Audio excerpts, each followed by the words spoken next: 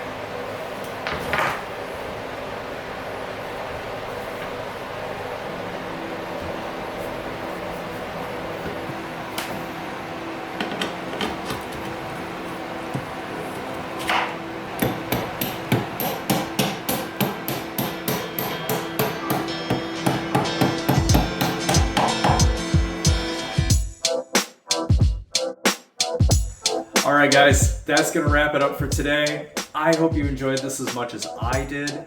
I know that there was like basically no talking throughout this entire video. It was just very straight to the point, and just like, if you enjoy watching something getting cleaned and kind of brought back to life like that, I'm sure you guys got a kick out of it and enjoyed this, because that was truly 40 plus years worth of gunk buildup just getting washed off and scrubbed off of it. And what turned out to be underneath it was an engine in pretty good shape. I gotta say, that the side case on this side is a whole other issue that we'll deal with in the future. That clearly this bike's been dropped quite a few times, but the engine itself cleaned up really good. And that section on the frame that we had to strip down and then repaint, I couldn't be happier with the way that that turned out. And yes, I know, it was shot with Rust-Oleum black, but if you guys have any real experience spraying these new Rust-Oleum, out of the new Rust-Oleum cans, it's honestly shocking how well this stuff sprays and lays down like really well. I mean, I've powder coated for decades, and I gotta say, it's one of those things where it's like, even though I know powder coat is stronger and it comes out looking a little bit smoother, there are still a lot of situations where I'm kind of like, is it worth all the trouble to powder coat, or should I actually just spray it in the Rust-Oleum? Because that stuff's tough and it holds up really well. And now it sprays ridiculously well. So I opted for that in this case. Maybe in the future we'll powder coat the entire frame, but for now this is what we did, and I'm very happy with how it came out. So hope you guys enjoyed it. Next video in the series is going to be focusing on the suspension, so that's going to include rebuilding the front end, as well as tearing down and deep cleaning and checking out the rear suspension to see if that's salvageable, which it's disgusting and needs a lot of help. So thanks for tuning in, guys. See you on the next one.